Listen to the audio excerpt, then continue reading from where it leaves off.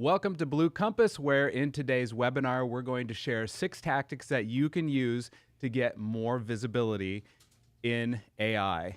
It's something we've talked a lot about lately. It's incredibly important. You know, over the years, SEO has been incredibly important for your website to get more qualified users. But today, search habits are changing, and now it's incredibly important to get visibility in generative AI. So that means places like ChatGPT or Gemini, Grok, Meta AI. These are all really important places for your brand to get visibility because it can lend credence to your brand, to your expertise, but also visits to your website. So with me today, I have Jay and Katrina, 2 members of our digital marketing team. And this is something that we've been talking a lot about for our clients these days. You know, beyond just these generative AI platforms that I've mentioned, Google search results now has AI overview in not every query, but many queries. You know, it's that space up at the top that will summarize, some content from a web page. And so showing up in that too can be really important for brands. And it's something we spend a lot of time on for our clients. So I'll ask you a few questions here. We'll talk about 6 different things that people can do. Jay, we'll start with you. What is something that businesses can do to get more trust and authority in front of their audiences in an AI-driven search landscape?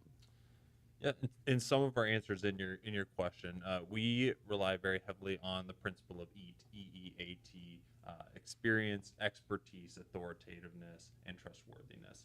Those are the 4 tenets of quality content, and the same is true of AI. We can kind of go through those one by one. Experience is what actual experience do you have with this? What is your time within this space or whatever the subject matter is? Expertise is a little bit more in like, how do you show your insights? How do you show your unique perspective on whatever this subject matter is? And then authority takes you into a little bit more of that expertise. What does that mean for you as an individual?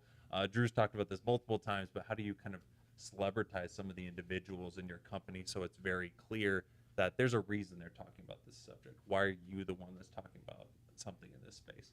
And then trustworthiness, this kind of along with experience goes into why are you a reputable source? How much consistent content have you had about this?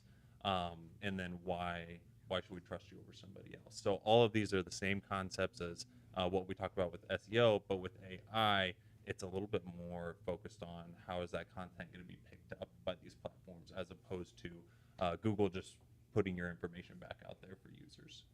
I like to think about why should Google choose you over somebody else for this, whether that's Jay personally because he has experience with so many SEM-based things, whether it's why should Google choose to show Blue Compass as a whole when it comes to an SEO or a digital marketing topic, and what makes us unique in those things. And that's what we need businesses to leverage day to day. All of those things lead to that authority and that trust, and that's shown to Google in a variety of ways. But how many times are you mentioned alongside that subject? What value are you adding outside of what somebody else can add or what a different resource currently has available? And another way that we see that is the traditional old school, and I am rolling my eyes while I say this because it feels like the oldest SEO thing in the book, but do you have backlinks? Are other sites showing that you are a trustworthy resource for that specific topic? And if you are, we're indicating we should be the ones who are showing up, whether it's at the top of that page in that generative AI search, or should we be showing up in ChatGPT or these other AI-based platforms for this content? Yep. And, kind of like you referred to, Katrina, I think a lot of just very traditional SEO ideas do come into play here. Not everything, but a lot of traditional SEO best practices will help you get your brand more visibility in generative AI. And it's like, okay, if you are ranking, in the top 10 in Google, that's a pretty good sign that you might be able to show up in AI search results as well. And one thing that's kind of interesting, though, Bing has kind of seemed irrelevant. Sometimes marketers laugh at Bing like it's not as important. We were literally just doing it this morning. Yeah. But Microsoft obviously owns Bing, and Microsoft also has a relationship and some investment in ChatGPT. And so when you look at ChatGPT, if it's very important for you to show up there, sometimes it's really important to look at your Bing results and focus on that. And one thing that Bing does that Google doesn't do as much is Bing seems a little more focused on errors on the page.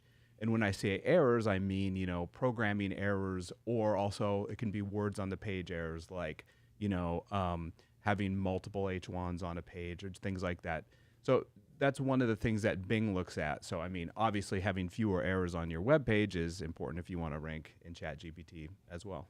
We were just digging around this morning and we were surprised by the difference in what's showing up for even our website between Google Search Console versus Bing Webmaster Tools. And like, you can tell what they care about. And Yeah. it is such a different experience in both of those platforms. And luckily, if you're following traditionally good SEO best practices, you should be covering your bases across both.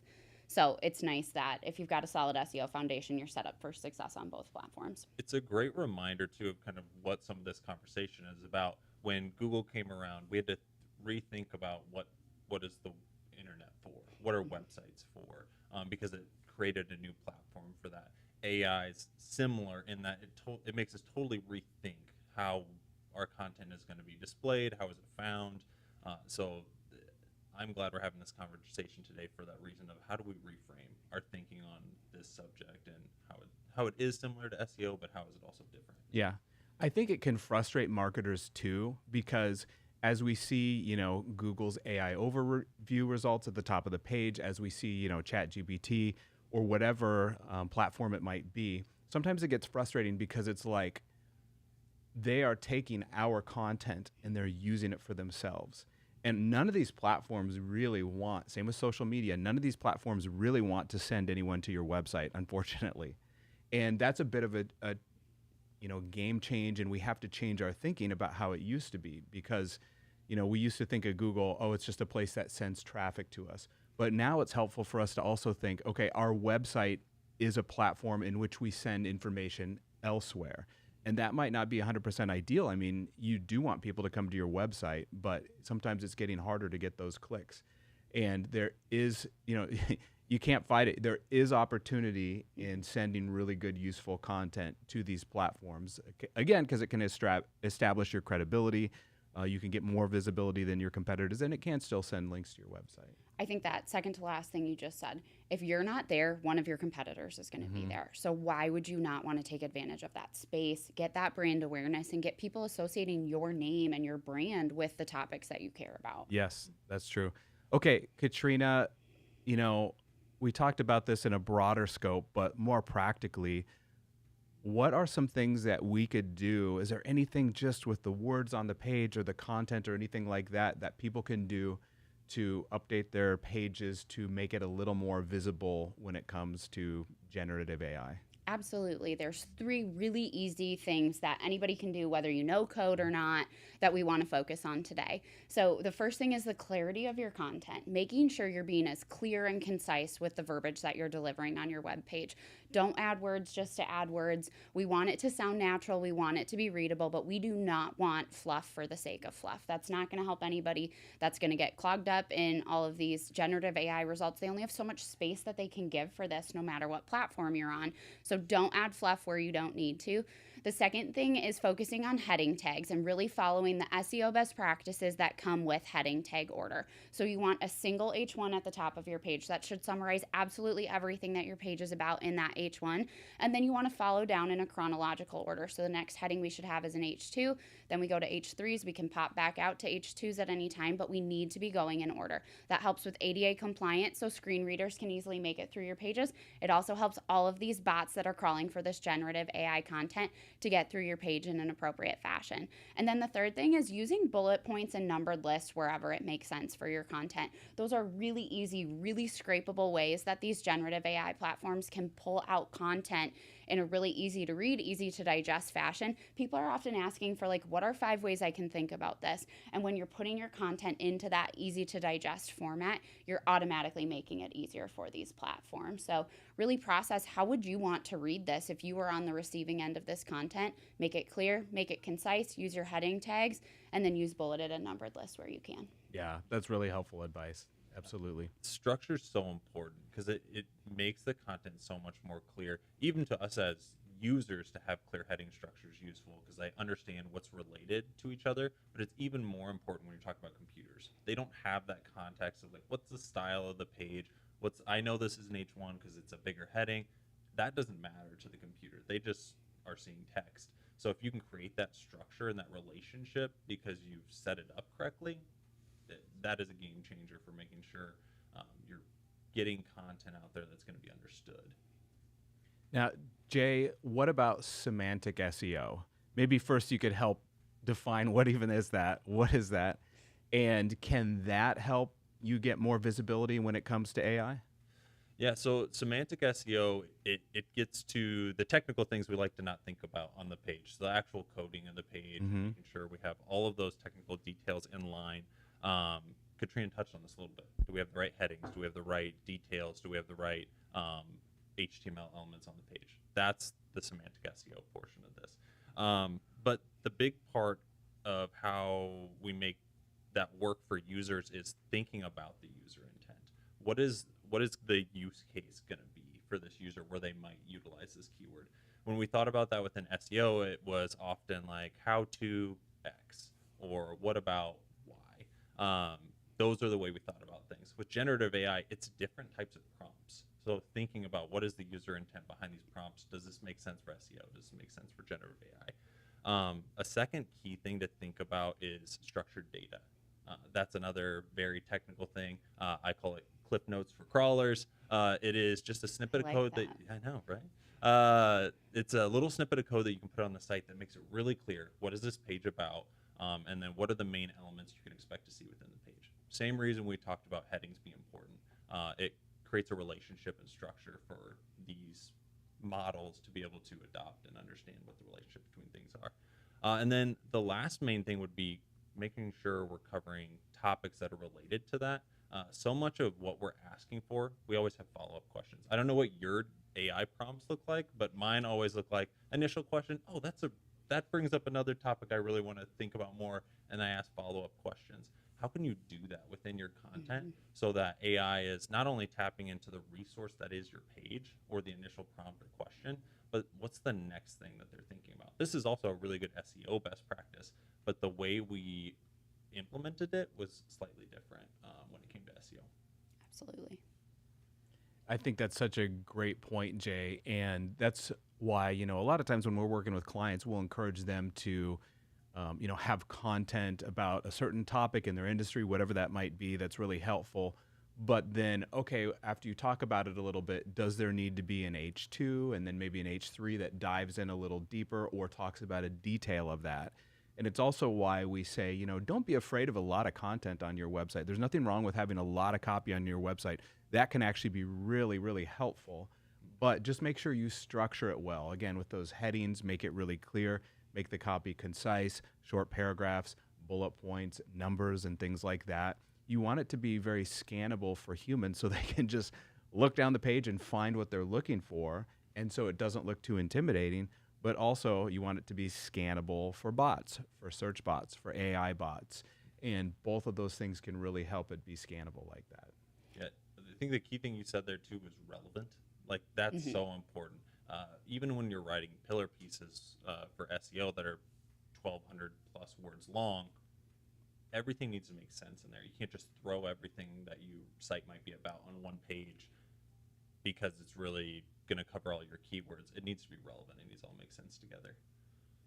I was in a prospective meeting last week, and we had somebody say, like, if I can't get through the page in less than a minute, I think we have too much copy. And we're still breaking that down on a daily basis. So think about how these prompts are working. If you were to enter something into ChatGPT and you were asking about digital marketing, how many follow-up questions are you going to need to ask to get to the bottom of that? That cannot be accomplished in 300 words or less. We need to be going for that extensive copy on those single topics to make sure we're giving, if we want to be the resource in there, to make sure we're giving everything we need to for each of these. And, for many years we have seen, and there's a lot of studies about this, that, the pages that rank the best in Google almost always have 1,000 words, 2,000 words or more. Why? Because they have the potential to add more value to the user than someone who has a page with 100 words.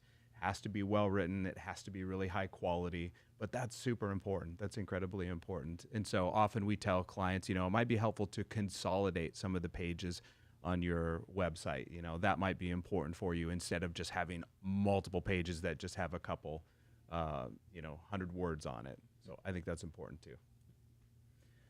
And before we get to number 3, if we can help you with any of this, don't hesitate to reach out to Blue Compass. We have a full team of digital marketers. We have a full team of developers. Not only do we build really solid websites that integrate these things we're talking about, like the semantic SEO, really clean code, but we also do incredible SEO and AI optimization that get websites more visibility in search, get more quality users, and then ultimately help them convert on your website, more sales, more things like that. Okay, jumping into number 4. Actually, I think I was a little wrong there. Jumping into number 4, what about FAQs? FAQs are something we've done, these frequently asked questions. You often see them on websites, the question and answers. Those are kind of nice, but do those have relevance in this world of generative AI search? Absolutely. FAQs and Q&A format for your content is absolutely critical to be showing up in generative AI. As we think about there's 2 different ways we want to go about this. What is somebody looking for if they're in a ChatGPT, in a Gemini type of situation? Normally they're asking questions. So we need to format our content in that. Ask a question, answer it as clearly and concisely as you can right after that question, and then give all of the follow-up resources that you need that are associated with it. The flip side of this is if we're thinking generative AI specifically in a search result. We always start when we're looking at picking keywords for our pages and deciding what we want. First of all, we have a rule internally that we always include 2 questions on any page that we're doing because it's just so prevalent in search today. Between the Q&A pop-ups, the generative AI search results, oftentimes they do include questions. So that's one of our internal best practices. But outside of that, we search for all of our keywords just in a normal search. Open up Google, start searching for what you're looking for, and how is Google putting that content together in front of the end user. When we started this a while ago, I used to think that we were smarter than some of the generative AI results. We're not. And if we are, it doesn't matter because Google's going to show what Google's going to show anyway. So we have to play their game. We have to format along the way that they are. And oftentimes they're rephrasing those keywords into a piece of a question in those generative AI results. So we might as well meet Google where it's at, put it in that question and answer format. And again, the biggest key to success here is that really concise answer right after. This could be something that we need 3 to 5 paragraphs to talk about. We want to put 2 sub-questions beneath it. Get those answers in those first 30 words that you're typing after that. 30 words is almost nothing. This is the hardest part of our job when we're doing copywriting, when we're doing quality SEO, is how can we make this as impactful and concise as we absolutely can. And we spend more time, honestly, crafting that perfect sentence or 2 right after our question and answer, because that's where we're going to see the success in all of this. So that's what's really important when we're thinking about these question and answers. Picking the right question, yeah, that's important, but getting that perfect answer right afterwards and then expanding on it beyond that, that's where the magic happens in the Q&A format. I think you highlight a really key difference between what we focused on from an SEO standpoint when it came to FAQs versus when we're focusing on AI. Because when we would do keyword research on the SEO side, and we still do this, you're thinking about smaller chunks of things, like content marketing as a keyword. We'd consider that a keyword we might go after. You would not consider that a keyword you would want to go after just that term in the AI world, because nobody's just typing in content marketing into Right. OpenAI. You might do that in search, and so it's just a different world. So by focusing on questions you want answers to, or that the type of audience you want to get in front of might have answers to, is such a great way to get started and really be thoughtful about how does AI fit into your marketing efforts or where your content should be focused. We also like to, as we're strategy reviewing content, we like to think about somebody might just be looking at that question and that answer. So you have to make sure that the context of the rest of your page around that it matters and it's important, but are you answering without any of the context around it, and can it make sense if it stands alone? That's where you're getting quality content for these questions as well. Yeah, that's a great point. Another thing, Katrina, you mentioned that kind of resonates with me. I remember in college being in some sort of marketing class and them telling us how to write for newspapers, which seems pretty archaic, which is weird because I was just in college not long ago at all. A few years ago. Due to my extreme youth. And the idea was, when you write for newspapers, you write that headline and it's the most absolutely essential information from the story, and then the next line is the next most important information, and then as you continue down, it's a little less critical so you try to hit the most important thing is at the top, and I think that's really valuable too when you write for the web. I mean, be concise, get to the point, answer the question, get the sentiment of what you want to talk about out. You don't build up to it. Yep. And then the rest of the information you share, that's probably really important too, but maybe it supports that idea. And you can write as much as you want, you can have as much content as you want, but it has to be valuable and it has to ultimately support that main idea. Absolutely. And this is even more valuable when you're talking about things you care a lot about as a business. You have a strong opinion about something. We have strong opinions about SEO. We like to write content about that. If you want that idea represented in AI, you have to be able to distill that down to your elevator pitch in the first 30 words of that question. So being thoughtful about those things too. Where do you want to be a thought leader? Where do you want your ideas represented, whether or not you're present? What do you want AI saying in response to questions that you'd like to answer for clients? Because they're going to ask, and you're not going to be present, but you want that to be represented. Yep. All right, question number 5. Let's get to number 5. Jay, this one's for you. Now, when it comes to the content that's most likely to be found by AI, do you think it's better for us to focus on like evergreen content that can last a long time, or should it be more timely and relevant? Does one seem to get more exposure in generative AI than another? Yeah, you have to think about how these models work. So they're built on a data set, and that data set is from a specific time frame. And so in general, evergreen content is going to be better for you for that reason, because it lasts longer. It doesn't have to, the model, it's not as time dependent. Whereas real-time data like news and new launch events, things like that, AI is just not quite able to keep up with that because it takes so much time to train these models. So in general, evergreen is the way to go. It also, from an SEO standpoint, is a really great way to go to generate traffic. So there's a lot of the same principles there, but it's especially true on the AI side, just because it's usually not the most timely information that you're getting, or that platform's been fed. And I think people in general just right now aren't trained, to go to like a Chat GPT or a Gemini to get up to the date immediate information. Now, Grok, which is X's AI, actually is a little different because it feeds into, all the posts on X. And so that actually can be a little more up to date, I've noticed, and that does a pretty good job of that. But yeah, same with like, Meta AI and things like that, generally not as much. All right, Katrina, question number 6 here for you. Let's talk about, how long it takes a website to load, the site speed, things like that. That's really more important than ever now in this generative AI world. Why? It is so important that your content is easy to access. We've talked about how to make the content better, but if the bots and the crawlers that are supporting these generative AI tools can't get to it, it doesn't matter how much work we've done. So there's some ways that we want to help you focus on making your content easier to access. So the first thing is avoid any paywalls, any restrictive access, any pop-ups, anything like that. I know a few years ago, Google was talking about how when you have a pop-up on your content, they're like demoting that a little bit. And there are some times when it's absolutely necessary, but avoid that whenever you can. What's the quickest way to get the user to your information? Also the quickest way to get the bots to your information. So that's absolutely critical. The other thing you want to think about is optimizing your page speed. So if your page takes a long time to load, it's also going to take a long time for a bot to crawl through, get that information, get all of that content. So what can we do there?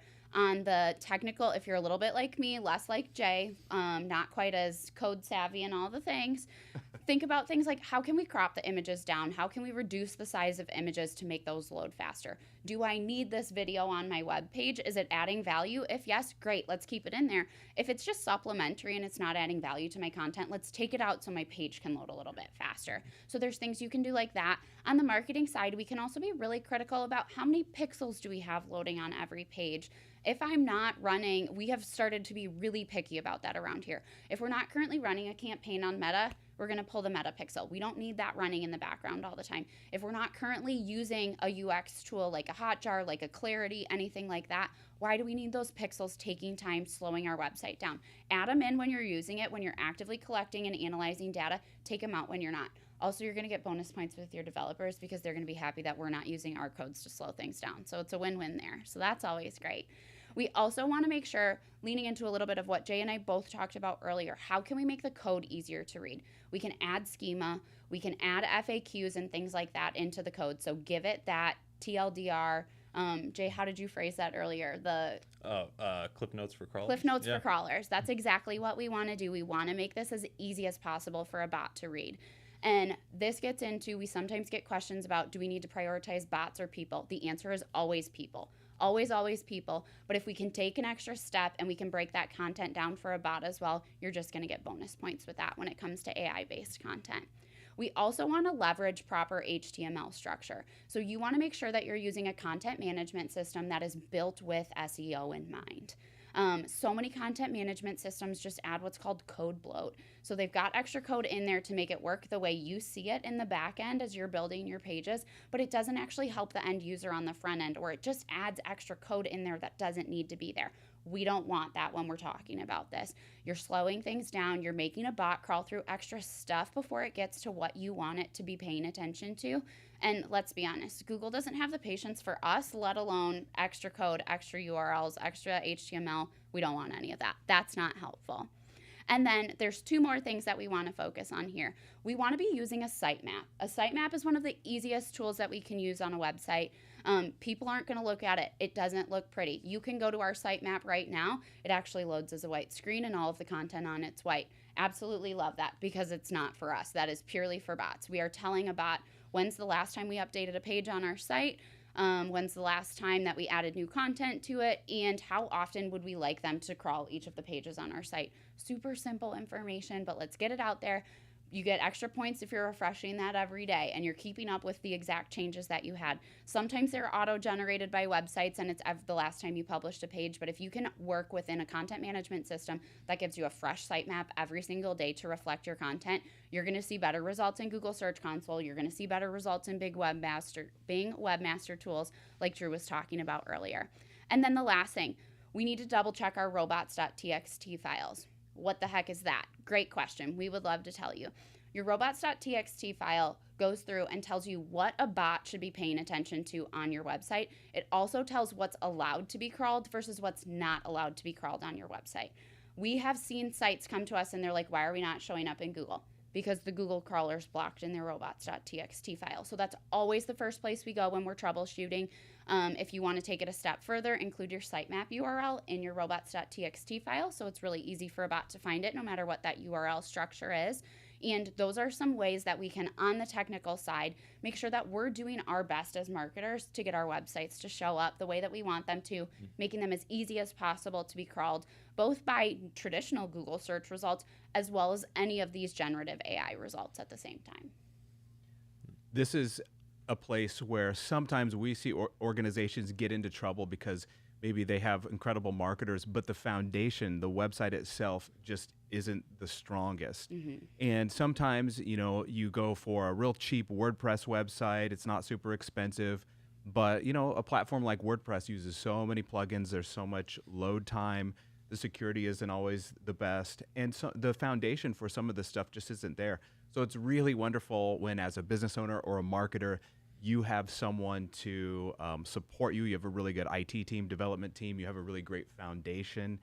We use a content management system called Slate because it loads really quickly, really clean code. It's wonderful for SEO, for generative AI optimization and things like that. But there are a lot of great platforms out there that you can use. I love the point that Katrina made earlier about user experience being the big thing over bots. But also you have to take that into account though too. What do I need to put out there that is more for the bots or search engines? For example, Drew and I were talking the other day about video and how important video is and how great it is for user engagement. But also video is very hard for these bots and search engines to digest. So how do we make that simpler? transcription. You have a transcription of the whole video, and that's getting leveraged very heavily by these AI platforms because there's so much good video content out there, but there's not a great way for it to be broken down for those platforms. So small things like that, where is somebody going to sit and read the whole transcription of the video? Very unlikely. But these bots will, and it will make that usable and make that content more valuable than just to users. That's a great point. And just as a side note, whether you want to rank better on Google or ChatGPT, both of those platforms really seem to love YouTube. And YouTube videos are a great way. And you show up in YouTube. So that's like 3 different platforms that really love that video content. It's a great opportunity if you're looking to get more exposure online for your brand. Mm-hmm. Yeah. Hey, thank you so much for your insights today, Katrina, Jay. We really appreciate it. And again, if we can help you with any of this, we're happy to do so. Check out bluecompass.com. That's bluecompass.com. You can see all about what we do here. Whether you have a WordPress website and you're looking to redo it, or you want just SEO and generative AI optimization help with your website, or you want a full new website, we have a full team that does that each and every day, and we'd love to give you a hand. Thanks so much, and we'll talk to you next time.